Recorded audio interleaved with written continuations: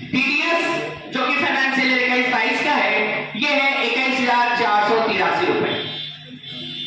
इसके अलावा हम लोगों ने एक्सपो स्टॉक बुकिंग से 1,267.40 पैसे, जो कि जनरल बैंक फंड से थे 2,04 रुपए 95 पैसे। इसमें duty and taxes machinery store Patna से 25,000 रुपए और कृषि विभाग से प्राप्त हुए 78,000।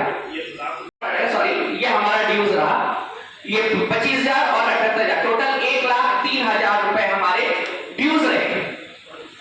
साथ ही फ्रॉम एफडी थे 1,573 रुपए, interest received from SB account 7,416 रुपए। इसके अलावा जी आपको बाइक पकड़े बहुत जमाना हो गया बहुत। Thank you sir. Messrs. Jan and Jan Architect. Messrs. Pan Portfolio and Management.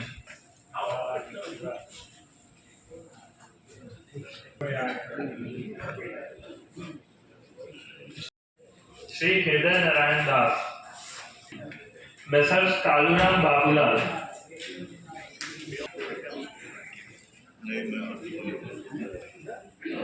Messrs. Agarwal Ornament House.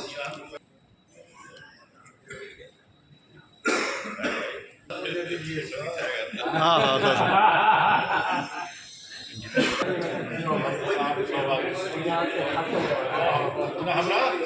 ठीक है sir. Messrs. Handloom Emporium. Charan Singh.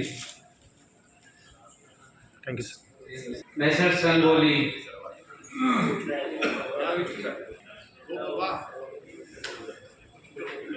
Vastralaya.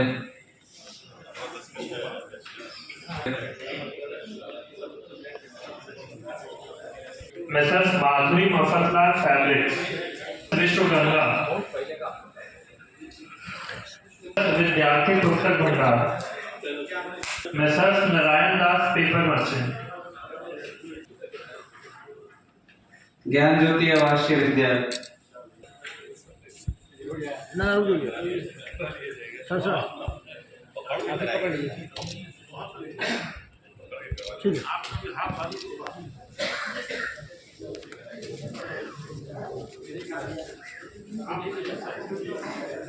Major Shrita electronics.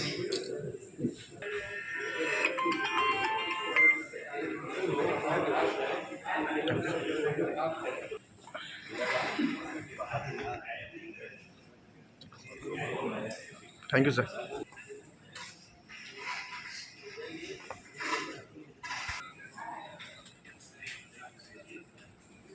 Thank you sir.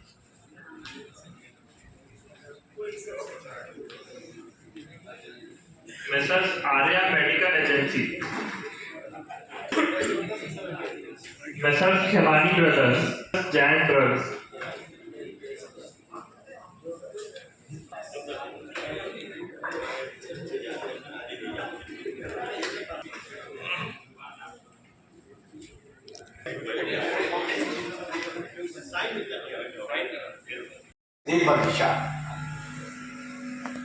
विगत हमको याद पड़ता है कि विगत 10 वर्षों से तो हम लोग की जो सदस्यता शुल्क है वो 1,000 रुपया यदि चल रही है तो 1,000 रुपया चल रही है।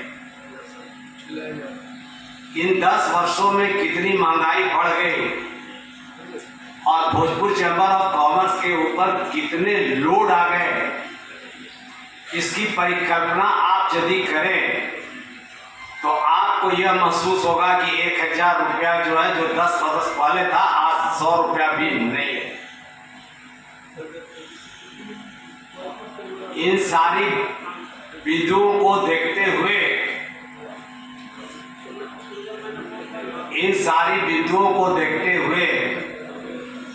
स्क्रूटनी बॉडी की एक मीटिंग हुई हम लोगों की माननीय श्री विश्राम प्रसाद जी के निवास पर, जिसमें बहुत गहराई से इस पर हम लोगों ने विचार विमर्श किया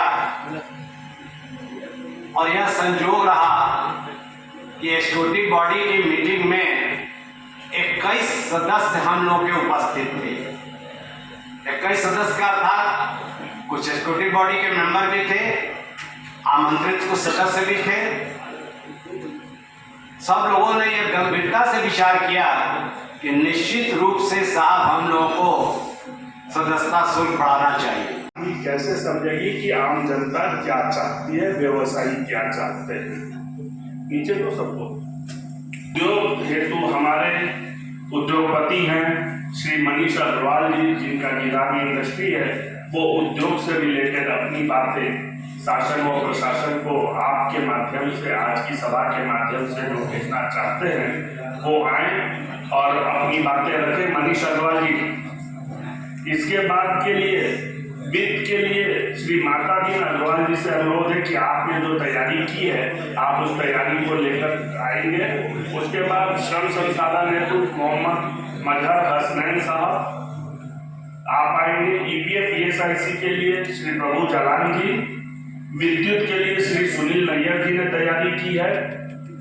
विधि व्यवस्था हेतु श्री अंशु जैन जी, रेलवे व हवाई मार्ग हेतु श्री राजेश अग्रवाल जी, पर्यावरण एवं जल संरक्षण के लिए श्री विजय कुमार सिंह गीता इलेक्ट्रॉनिक्स, ई बिजनेस के लिए श्री रामजी कुमार जी, मिथिलेश जी के भाई यूटीआई से, पर्यटन भोजपुर में नए उद्यम की संभावनाएं के लिए mister Shrita electronic Rajkumar ji, transport हेतु श्री रामकृष्ण अग्रवाल जी, नागरिक सुविधा हेतु श्री राजबाबू केशरी जी, युवा शक्ति सदुपयोग के लिए श्री प्रेम शंकर सिंह जी पैन पोर्टफोलियो से आए हैं। वस्तु एवं सेवा कर अपने सब्जेक्ट पे बोलेंगे मोहम्मद समर जी ने तैयारी की है। यातायात व्यवस्था पर श्री धीरेन्द्र चंद जैन जी बोलेंगे। तो ये आप लोग तैयार रहेंगे। श्री मनीष अग्रवाल जी भी कम है। इसका एकमात्र कारण ज्यादातर श्रमिकों का अनस्किल्ड होना। हम जिन्हें स्किल्ड की श्रेणी में लेते हैं वो अपने श्रम क्षेत्र के स्किल्ड हों यह आवश्यक नहीं है, परंतु अपनी उच्च शिक्षा की वजह से उन्हें स्किल्ड श्रमिक के रूप में मान्यता व न्यूनतम मजदूरी का भुगतान करना है। उत्पादकता कम होने के कारण हमारे राज्य में उत्पादित वस्तुओं का मूल्य पड़ोसी राज्य के उत्पादित वस्तुओं से अधिक होता है।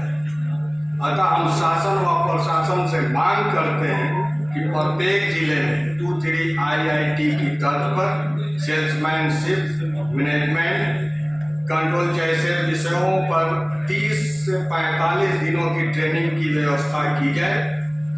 उपस्थित सदस्यों ने यह महसूस किया है कि न्यूनतम मजदूरी दर में इतने फ्रैंकफर्ट चेंज होते हैं कि उद्यमियों को समय पर उसकी जानकारी उपलब्ध नहीं हो पाती है एवं उत्पादित वस्तुओं की बिक्री हो जाने के बाद श्रमिकों को बड़े दर से मजदूरी का भुगतान करना होता है, जिससे यह उक्त उद्यमी की आय में मजदूरी कम हो जाए। 24 घंटा में बिजली शायद 2 घंटा रहता है, तब 2 घंटा ले रहता है, 24 घंटा रहता है। बाकी लाइट की समस्या है। इतनी साल में लाइट लगी है, ठीक है, सबको ठेका देना चाहिए कि हाँ भाई 2 साल तक आपने गाड़ी लीजिए। जहाँ लाइट कराएंगे वहाँ बनता ही नहीं है। इस पर कब ध्यान देना चाहिए कि लाइट की व्यवस्था है, रात में ध्यान रहता है, गली हो चौक को चढ़ाओ तो 10-20% जो लाइट खत्म होगा वो भी सब 75% किया हुआ सब बेकार हो जाएगा। अभी हाल का घटना बताते हैं। हमारे ये ललन सिंह जी प्रतिनिधि है मेयर गिंदू देवी जी के, शमशान घाट में जाने का मौका मिला। बड़ा लाइट लिफ्ट लगा हुआ है, फिर भी अंधारा है, फिर भी उनको चिंता नहीं है। ये सार्वजनिक काम है, लाइट सार्वजनिक काम है। बड़ा बड़ा जहां आवश्यकता है लाइट का, अभी शहर में भी बड़ा बड़ा शहर का लाइट आवश्यकता है, उसको कौन लाइट बोलते हैं मालिक जाने। सब कुछ लगा देता हूँ वो बड़ा लगा हुआ है, अभी हो सकता है वो भी खराब हो जाए तो उसको मरम्मत करने वाला नहीं है। इस पर सुधार देना चाहिए। दूसरा, बिजली का कंप्लेन हुआ, एक काउंटर हमेशा एक्टिव रहना चाहिए। जब आप कंप्लेन करिएगा तो 2 बिजली बुझा के किसी को रख दिया तो मजबूरी में हमको डीजल को स्कूटी में जिन्होंने फोन करता पड़ता है। इस पर त्वरित कार्रवाई होता है तो थोड़ा जहाँ 2 घंटा लेता है बिजनेस सेक्टर है उसको 10 मिनट कम से कम 20 मिनट आधा घंटा का टाइम दे के उसको जल्दी बनवाना चाहिए। तो यही सब समस्या है और कुछ ज़्यादा बोलोगे कुछ। जब तक हम GST 3D नहीं भरते हो, कई व्यापारी हमारे जो है वो खुद से रिटर्न नहीं भरते। उन्हें चालान आता है, वो अपना चालान जमा कर देते हैं। किसी व्यवस्था के कारण अगर 3D नहीं जमा हो पाता है तो अगले महीने में उन्हें पता चलता है कि इंटरेस्ट भी देना पड़ेगा। 2, 4 दिन, 5 दिन जो भी लगे उसका इंटरेस्ट उन्हें जमा करना पड़ेगा। तो ये भी प्रावधान एक तरह से अनुचित है, टैक्सपेयर्स के हित में नहीं है। आज चैम्बर के माध्यम से हम ये मांग करते हैं, सरकार से ये प्रस्ताव रखते हैं कि इस प्रावधान में भी वो बदलाव लाएं। तीसरा प्रस्ताव, टैक्स के ऊपर जो ब्याज का दर है GST में वो है 18%। अगर आप किसी कर को 3D से जमा करते हैं, 3D के माध्यम से या किसी नोटिस के माध्यम से, तो उसके ऊपर आपको 18% टैक्स जमा करना है, जो कि बहुत ज़्यादा है। जबकि आज के समय में बैंक का भी जो ब्याज दर है वो 8.5%, 9% के करीब है। जब हम कोई लोन बैंक से लेते हैं तो वो भी 8% या 9% के ब्याज दर पे आज के डेट में हमें लोन देंगे। वहीं दूसरी तरफ GST जो है वो टैक्स पर 18% ब्याज दर से इंटरेस्ट चार्ज कर रही है, जो काफ़ी ज़्यादा हाई है। आज चैम्बर के बैनर पे हम इस बात का भी मांग करते हैं कि इसे कम से कम 4% या 6% हटाकर 10% के नीचे लाया जाए, इस ब्याज दर को घटाया जाए। कि जब तक वो टैक्स सेट ऑफ नहीं हो जाता GST 3D के माध्यम से, जब तक आप GST 3D रिटर्न भर नहीं देते, तब तक आपकी लायबिलिटी खड़ी रहेगी, चाहे आपने कैश लेजर में पैसा जमा भी कर दिया है तब भी।